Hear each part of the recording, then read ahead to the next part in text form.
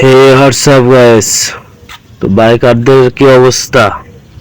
অবস্থা তো সবার খারাপ করে দিয়েছে। সবার বাইকের হাওয়া পাঞ্চার। আমি অগ্রিম আয়কর কিংবা বাইক চালানোর সময় কোনো আয়কর দেব না।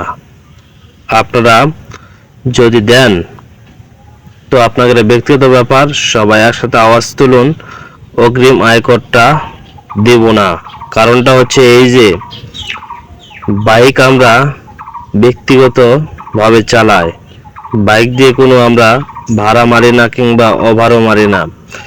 যারা ব্যবসার ক্ষেত্রে ব্যবহার করে, যেমন ট্রাক, বাস, মাইক্রোবাস, তাদের হিসাবটা আলাদা।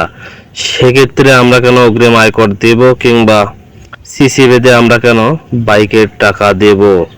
তো সবাই মিলে আওয়াজ তুলুন যাতে এই সরকারের সিদ্ধান্তটা বাতিল হয়ে যায় এবং বাংলাদেশের প্রেক্ষাপটে এখন বর্তমানে যে অবস্থা, গ্রামগঞ্জে অনেক হতদরিদ্র লোক ঠিক মতো খেতে পারছে না, তার উপর আবার এই বাইকের এক্সট্রা বোঝা চাপায় দিলে অনেক সমস্যা। যেমন আমরা নাম্বার করার সময় registration fee, tax token, road permit কিংবা ড্রাইভিং লাইসেন্সের সকল ফি সম্পূর্ণ করে আমরা একটা বাইক রাস্তায় বের করি, কিন্তু এই অগ্রিম টাকাটা আমাদের পক্ষে দেওয়া সম্ভব না।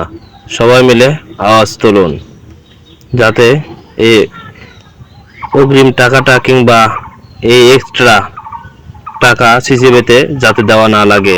সবাই একসাথে থাকুন।